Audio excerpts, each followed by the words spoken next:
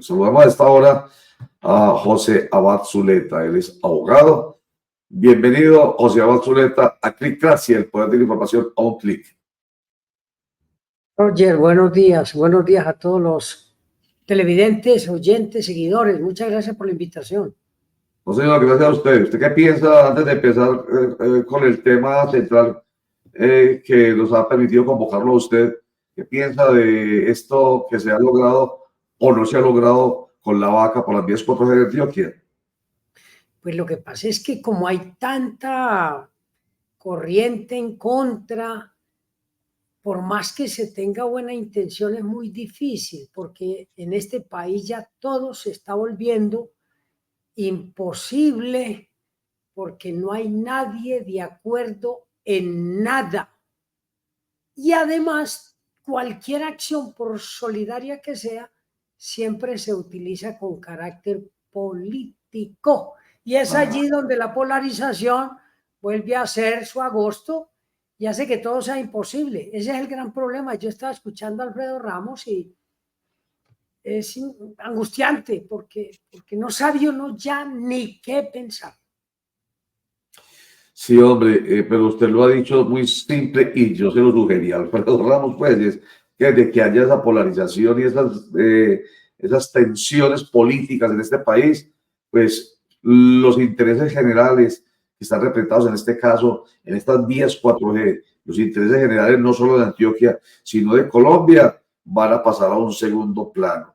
Y en política no son los intereses generales principios de segundo plano. No dicho que son principios de segundo plano o principios. No, son principios que deben tenerse en cuenta, pero lamentablemente la política como se está manejando no permite que ese principio se ponga en práctica. El bien común, que es el núcleo y el centro de cualquier actividad sociopolítica, desaparece absolutamente y viene la posibilidad de utilizar cualquier acción social por intereses personales. Así es. 20 años de la ley 906 del año 2004. José Abad Zuleta ha venido a través de TikTok haciendo un planteamiento, un análisis, una reflexión y un análisis sobre qué ha pasado en estos 20 años. Y lo que a mí me queda, por lo que yo le he escuchado a usted, José Abad Zuleta, lo que a mí me queda es que el sistema procesal penal acusatorio no ha cumplido, que tiene que ver con esa ley 906 de 2004, no ha cumplido con su propósito de garantizar una justicia rápida, justa y transparente. No ha cumplido. El balance negativo, entonces, José Abad Zuleta. Sí, pero es que hay una situación muy interesante, es que ningún sistema procesal penal en Colombia ha servido, ha cumplido los objetivos, porque cada que se hace una reforma, inmediatamente viene la contrarreforma. Con el sistema acusatorio, pues tuvimos muchísima ilusión y tuvimos mucha esperanza de que se pudiera lograr finalmente en este país una justicia justa, pronta, cumplida. De hecho, la estructura del sistema procesal penal acusatorio es buena, es ágil, es dinámica, es garantista, pero desde el 2007 viene la reforma, la ley 1142, luego en el 2014 la ley 1453, pero además vienen las interpretaciones, las posiciones de los tribunales y de las cortes y dejan sin piso lo que puede ser un sistema adecuado. Además, el Estado y ningún gobierno ha tenido clara la importancia de la administración de justicia en una sociedad democrática. Y la justicia termina siendo, digámoslo así, el árbol seco de las ramas del poder público. Y eso implica necesariamente que por más que exista una ley con un contenido dogmático, práctico y garantista, a la hora de la realidad es imposible. Es lo que ha sucedido con el sistema acusatorio. Cuando uno mira hoy la estructura del sistema acusatorio se da cuenta que se necesita personal, pero además de personal, personal técnico, personal científico, con un chip distinto, que los gobiernos entiendan la prioridad de la administración de justicia. Pero aquí, cada coordinador de unidad de fiscalías, cada director seccional de fiscalías, cada director nacional de fiscalías y cada fiscal llega con su visión particularísima a cambiar y a reformar, olvidando que el objetivo de la justicia no es su visión personal y ególatra, sino la sociedad. Y ahí nos encontramos hoy con estos 20 años prácticamente perdidos, con gestión, falta de credibilidad en la sociedad, sistema penitenciario y carcelario como en el siglo XV. Es decir, el caos total. Y como si eso fuera poco, ministro de Justicia anterior, señor Osuna, ministra de Justicia vigente hoy, fiscal anterior, fiscal vigente hoy, todos tratando de amalgamar unas reformas, vinculando allí su visión particularísima de lo que es la administración de justicia.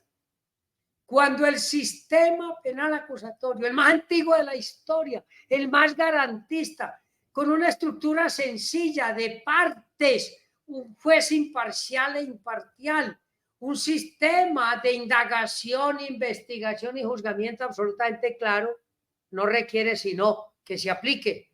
Pero eso en este país es imposible porque aquí cada quien quiere llegar a esos puestos brillando, descrestando, opacando lo anterior, dándose aires de que son los conquistadores, innovadores, los líderes. ¡Uf! ¡Qué 20 años tan tristes! Y le cuento, desde 1990 tal vez fui uno de los primeros, sí, con Iván Velázquez, Jesús María Valle, el doctor J. Guillermo, bueno, una cantidad de personajes. Empezamos a hablar del sistema acusatorio porque era volver a la historia, traer de Grecia todas esas figuras que son productivas. Y cuando se pensó en el sistema, pues yo me llené de ilusión, obviamente, pues he estudiado muchísimo el sistema.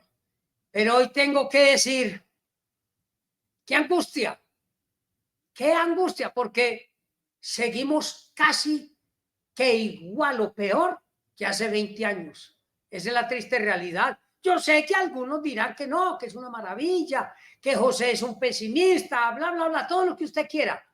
Esa es mi visión, porque además vivo inmerso en la problemática de la justicia, no solo desde lo académico, desde el estudio, desde la producción, sino desde la práctica diaria.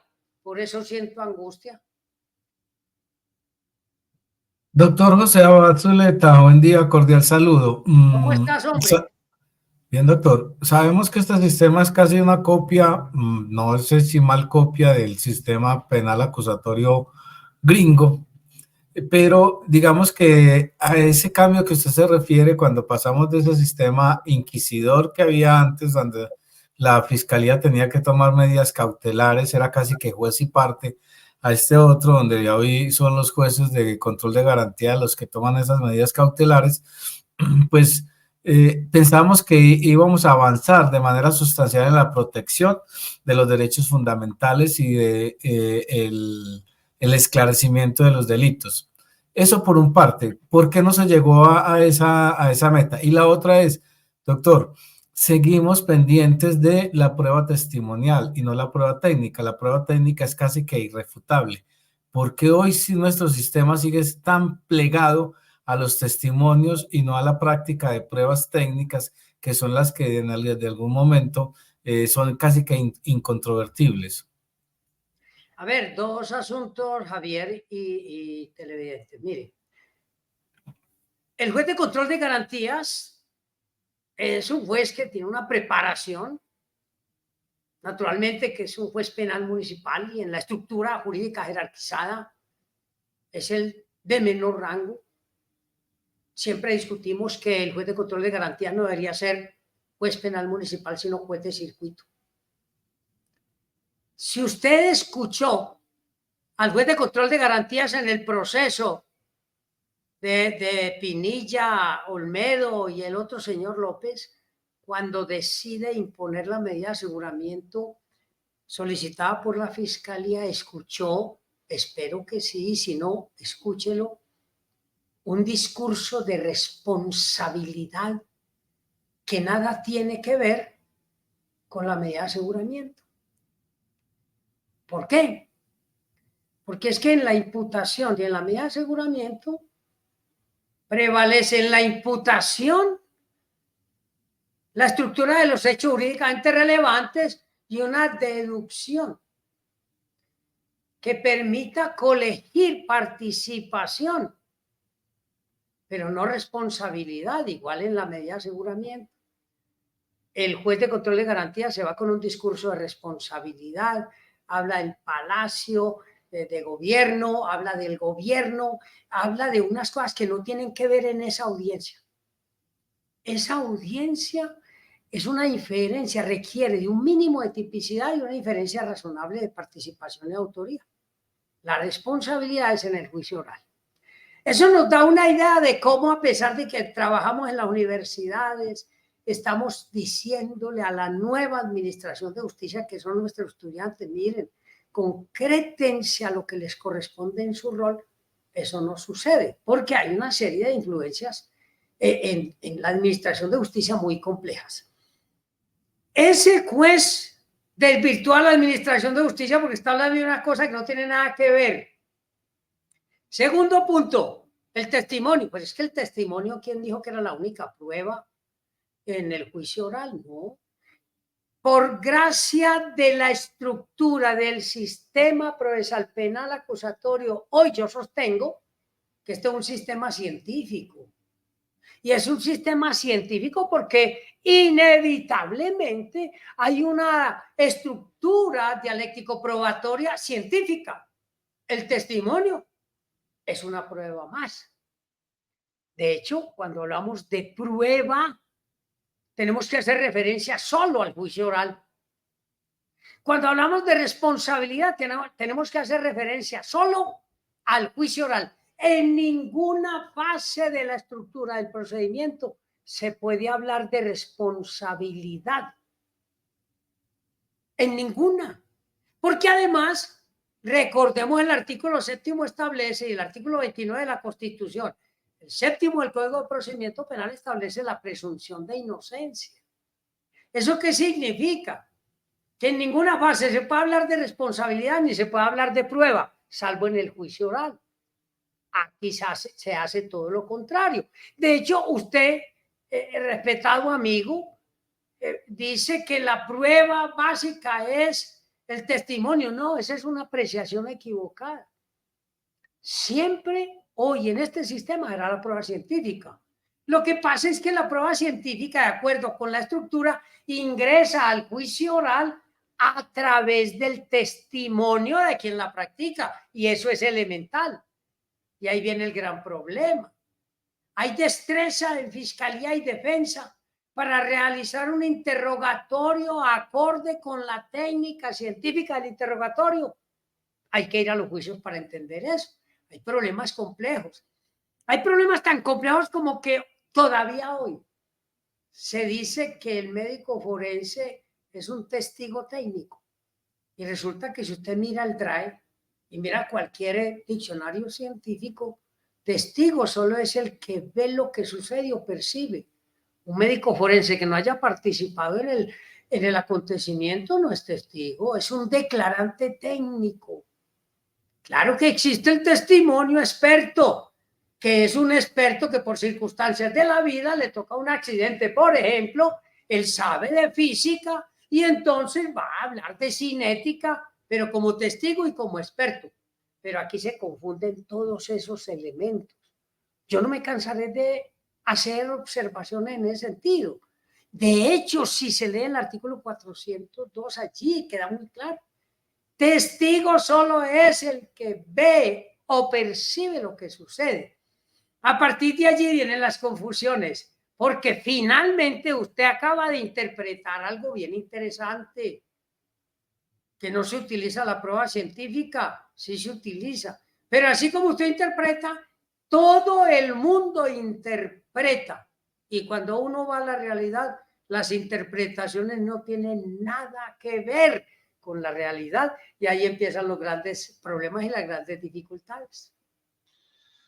José Zuleta, ahí estamos viendo un propósito, uno de los propósitos, vamos a poner desde el principio, esta ley, que es la de garantizar los derechos fundamentales. Es correcto. Dice pues que la ley busca asegurar el respeto y la protección de los derechos que tenemos nosotros constitucionalmente en ese primer paquete de derechos fundamentales de nuestra Constitución Política de 1991, que tiene que ver con el derecho a la defensa, la presunción de inocencia y en general un juicio justo.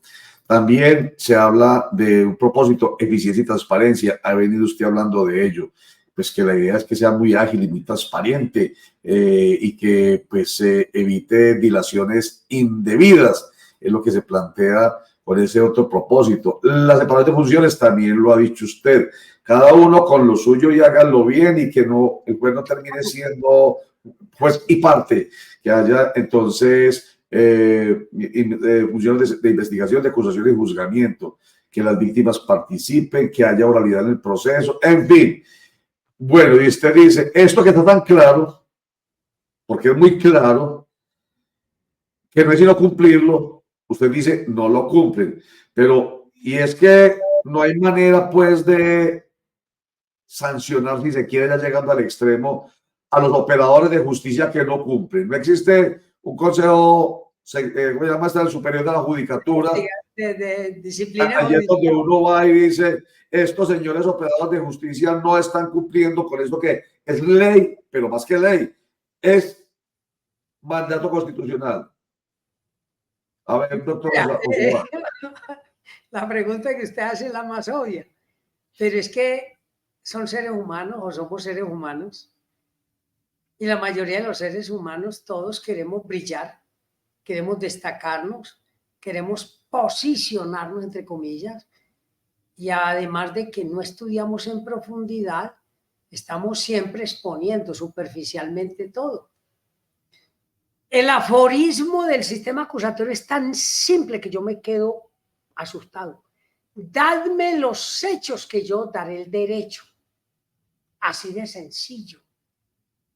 Pero cuando el fiscal no entiende su rol, el juez no entiende su rol, el defensor menos, y cuando intervienen en esa estructura tan simple, representación de víctimas, ministerio público, se desvirtúa todo. Y ahí es donde viene el caos. ¿Por qué el caos? Pues porque las cortes interpretan. Si usted lee el artículo 230 de la Constitución, el artículo 230 de la Constitución le está diciendo a usted, si usted me permite, Roger, leerlo, porque me parece que es importante tener claridad sobre esto. El artículo 230 es tan claro, tan sencillo, costó tanto debate en la Asamblea Constituyente que yo me quedo asustada de que hoy nadie lo respete ni lo aplique. Le voy a leer a toda la... Artículo 230. Los jueces en sus providencias solo están sometidos al imperio de la ley. La equidad, la jurisprudencia, los principios generales del derecho y la doctrina son criterios auxiliares de la actividad judicial. Usted no es abogado, Roger, y muchos de los televidentes no son abogados, pero eso es muy claro. Y ese artículo se construye para darle verdadera autonomía e independencia al juez y desvincularlo de ese imperio de las cortes. Pues la Corte Constitucional se inventó el cuento de ese famoso precedente judicial. ¿Dónde dice el artículo 230 que los jueces están sometidos al precedente judicial o que están sometidos a la jurisprudencia? De hecho, ¿por qué hablan en Colombia de precedente judicial? Todos los magistrados, todos los profesores, todos los abogados hablan de precedente judicial. En la Constitución no aparece eso. En la Constitución el presidente judicial no aparece por parte alguna. Pero todos hablan de precedente judicial. Es que el precedente, es que la Corte dijo, es que la jurisprudencia dijo, pero es que el que tiene que decir es el juez. Y al juez no lo dejan decir porque además al juez tampoco de pronto le gusta decir. Y siempre están diciendo, la Corte dijo, pero usted juez, ¿qué dice? ¿Usted abogado qué dice? ¿Usted fiscal qué dice? La Constitución es supremamente clara, empezando porque el precedente judicial es de sistemas de derecho consuetudinario. Y el nuestro es un sistema de derecho positivo escrito. Todo está escrito, mire, códigos por todas partes. Y se inventaron el cuento del precedente judicial. Yo lo discuto, yo lo debato y claro, me maltratan, me segregan, me ultrajan, porque como así que este es el único que dice que el precedente judicial no existe. Y tan no existe, Roger y televidentes, que se han presentado 4 proyectos de acto legislativo para vincular el precedente judicial en la estructura jurídica colombiana. Eso es absurdo. Y entonces, el juez que se hizo, ¿dónde está? No aparece por parte alguna, porque todo tiene que estar permeado por lo que dicen las Cortes. Y viene la Corte Suprema de Justicia. Una norma que es muy sencilla. Por ejemplo, voy a leerle, si me permite, el artículo 293 del Código de Procedimiento Penal, que vengo discutiendo hace mucho tiempo, porque me angustió muchísimo desde artículo 293. Escuche bien. Procedimiento en caso de aceptación de imputación. Y ya aparece modificado por el artículo 69 de la ley 1453 de 2011. Este artículo que decía algo muy sencillo. Si el imputado por iniciativa propia o por acuerdo con la fiscalía acepta la imputación, se entenderá que lo actuado es suficiente como acusación. La fiscalía adjuntará el escrito que contiene la imputación o acuerdo que será enviado al juez de conocimiento. Examinado por el juez de conocimiento el acuerdo para determinar que es voluntario, libre y espontáneo, procederá a aceptarlo sin que a partir de entonces sea posible la retractación de algunos de los intervinientes y convocará audiencia para la individualización de la pena o sentencia. Y escuche el parágrafo que le mete la 1453.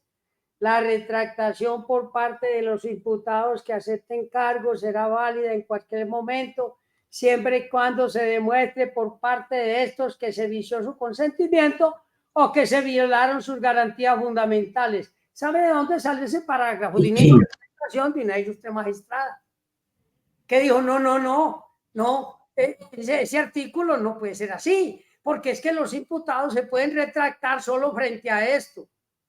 ¿Y cuál es el problema de la ley? Claro, la argumentación de ellos es que no, es que la imputación no es un juego, es que no se puede, y entendiendo que la imputación aquí es una cosa muy rápida, porque a usted lo capturan en flagrancia y en 76 horas le están aplicando todas esas audiencias preliminares.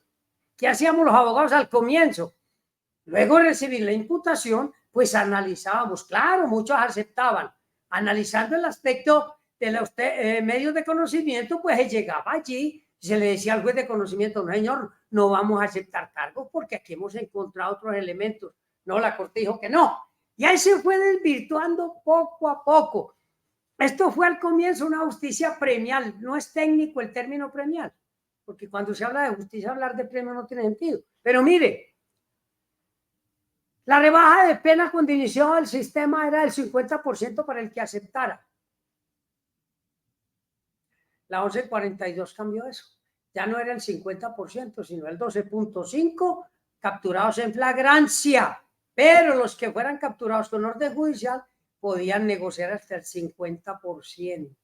Todo eso está desvirtuado. Los proyectos nuevos están tratando de vincular esos elementos. No se sabe en qué va a quedar eso porque el legislador no sabe derecho penal. Y ahí hay una cantidad de asesores en las unidades legislativas que tampoco saben de derecho penal. pues posan de saber de derecho penal, pero sin haberlo estudiado, como muchos que posan de ser criminólogos porque creen que... Pero, oiga, derecho oiga, penal.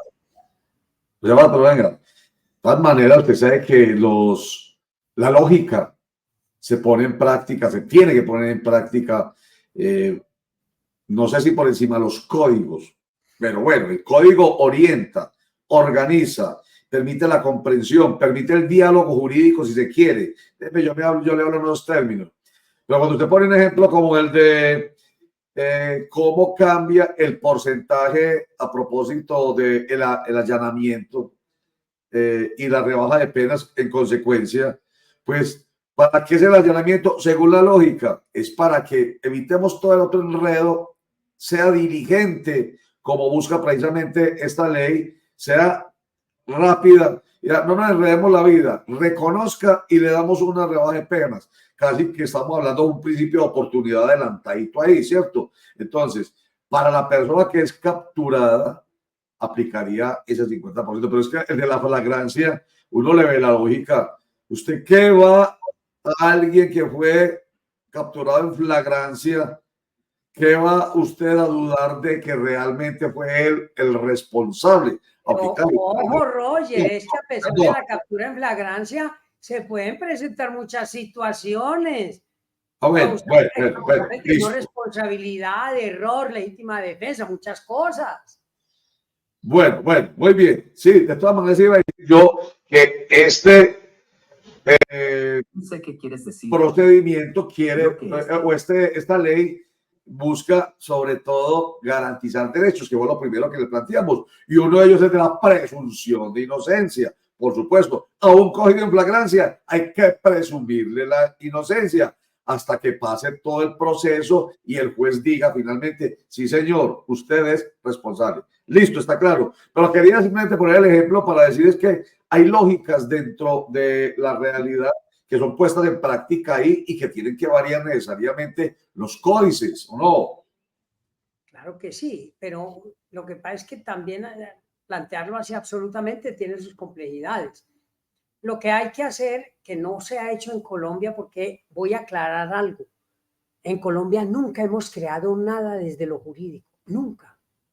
Nunca. Si usted mira la historia jurídica de Colombia, todo viene de afuera, desde el derecho romano, pues, en el área civil y en esas otras áreas del derecho. Aquí nunca se ha creado nada. Aquí todo ha sido importado, se interpreta. Y los primeros que trajeron aquellas cosas fueron Lozano y Lozano y Jorge Eliezer Gaitán, que fueron a Italia y se descrestaron allá y trajeron un poco de cosas aquí. Pero aquí nunca hemos hecho nada. Entonces, no solo no hemos hecho nada, sino que lo que traemos lo interpretamos de una manera muy extraña. El derecho en general, el derecho es lógica, pero todo el mundo cree que es memoria. La gente cree que es repetir códigos y normas. Eso no tiene nada que ver. Es lógica.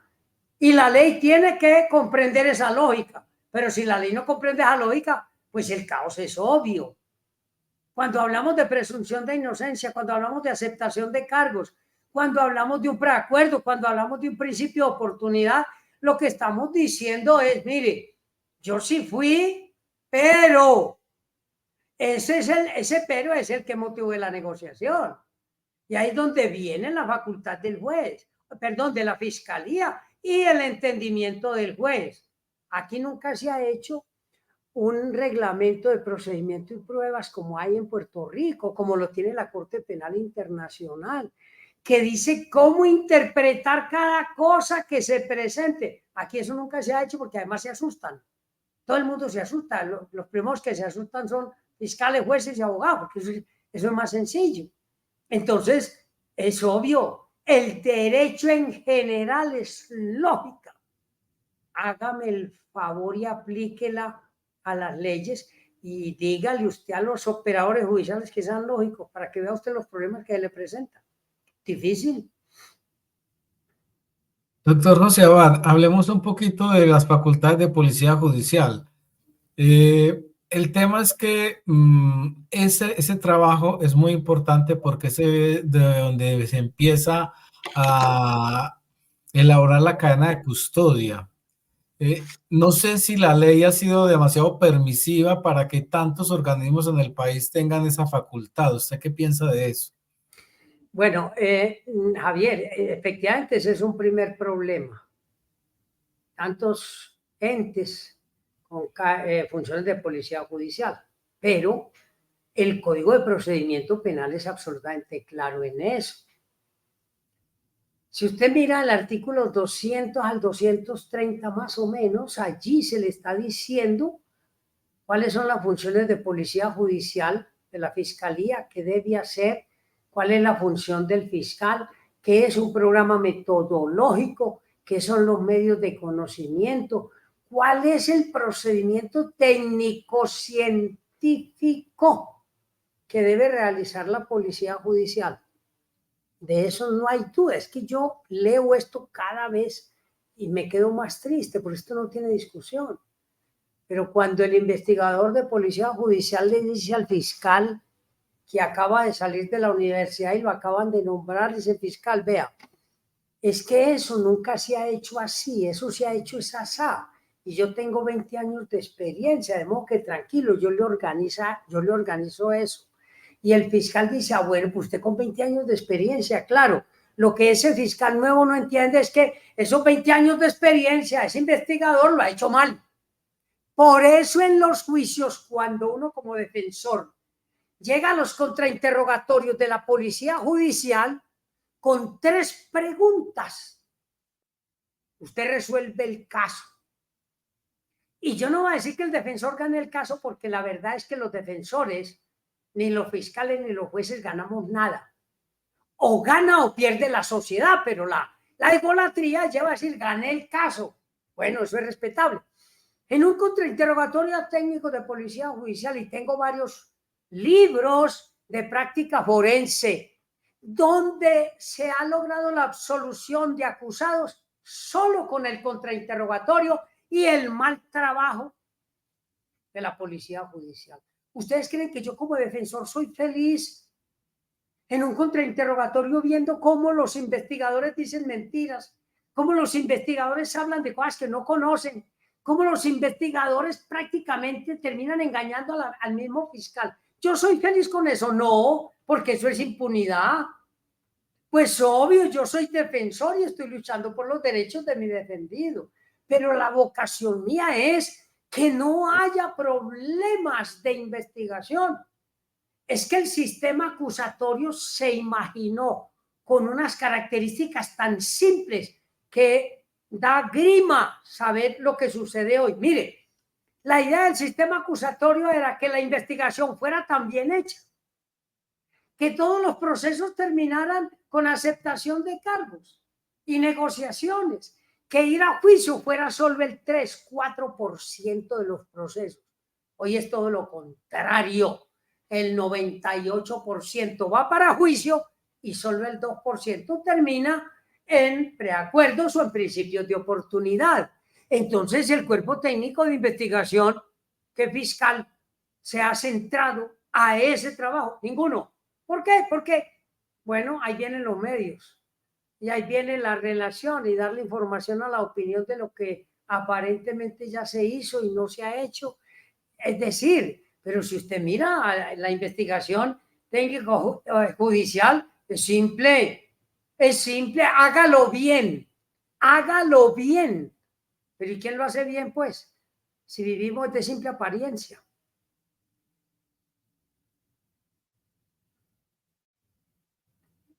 José Abad Zuleta, abogado penalista, defensor. Usted siempre habla y hace énfasis en defensor.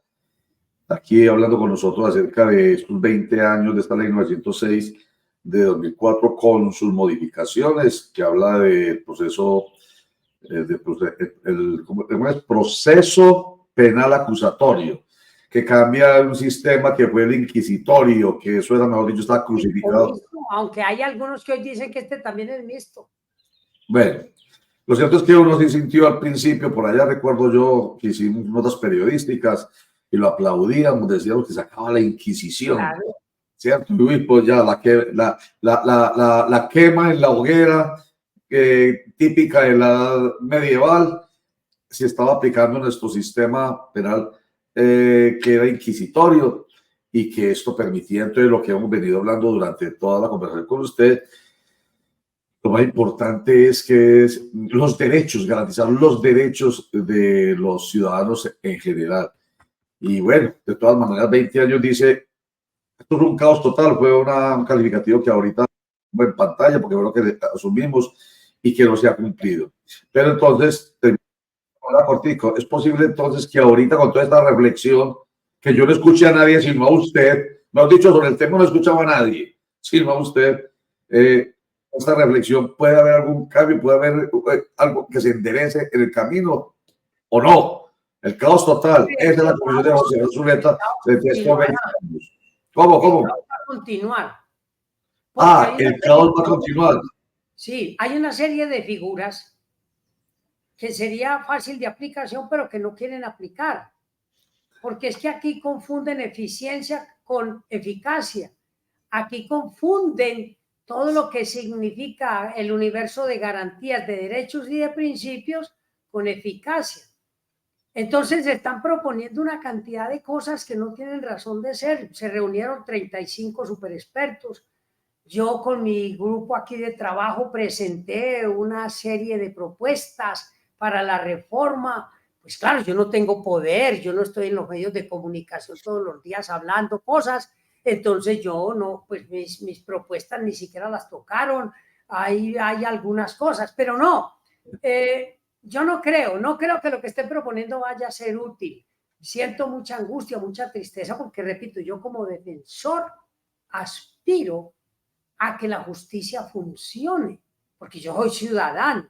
Si no hay una buena administración de justicia, hay impunidad. Y si hay impunidad, hay inseguridad, hay caos. Y eso es lo que va a pasar. De hecho, todas las propuestas que había hecho el ministro Osuna con su comisión de supersabios, ya la fiscal las está reformando. Y ya la nueva ministra la está reformando. Y entonces, caos. Claro, nos toca a nosotros seguir estudiando, seguir preparándonos, a los jueces igual, con todos los jueces que hablamos, los fiscales que hablamos, sabemos es caos, porque ellos están allá en otros universos, siempre hemos sostenido eso. Son dos universos, el universo de los que están en el poder sentados mirando al horizonte y el universo de los que estamos aquí, como decimos coloquialmente, pantaneando. Son dos cosas distintas. Y eso es muy difícil. Entonces, Roger y amables televidentes, yo tengo la certeza de que esto no va a cambiar. Muy bien. Así concluimos. Mire este pantallazo rápidamente o esta frase. Concluimos así precisamente esta conversación con José Abad Zuleta. El caos total en 20 años del sistema procesal acusatorio. Es correcto, pero corrija porque dice... Y el K2, y el K2, muy bien. Y el CAOS, muy bien, para que quede clarito. Y no vayan a pensar, que estaba pensando, ahí está, el caos total en 20 años del sistema procesal acusatorio de 1964 y el caos va a continuar, José Abad Zuleta. Muchísimas gracias, José Abad Zuleta. Lo seguiremos molestando porque, ¿qué vamos a hacer? El que tiene claridad y dice las cosas bien dichas y ayuda a entender qué pesar, pero lo seguimos molestando. Con muchísimo gusto, Roger, y a todos los compañeros de la mesa y a los oyentes y televidentes. Estamos listos porque la idea es comprender, entender esto y dinamizarse positivamente. Buen día. Buen día, señor. Mucha suerte. Y siga analizando, siga reflexionando y siga utilizando los medios alternativos, los suyos mismos, que él utiliza permanentemente. Me parece maravilloso. Él no tiene que invitar a nadie, él sale siempre en su propio medio a través de las redes sociales con sus reflexiones, y muchos las escuchan. Nosotros las escuchamos, tanto es que lo traemos acá a este otro medio digital, independiente, alternativo, que se llama Clickracia, en el canal.co, que es un canal 24 horas de información, pero también de entretenimiento. Y en Ultra Hit Televisión también 24 horas de entretenimiento.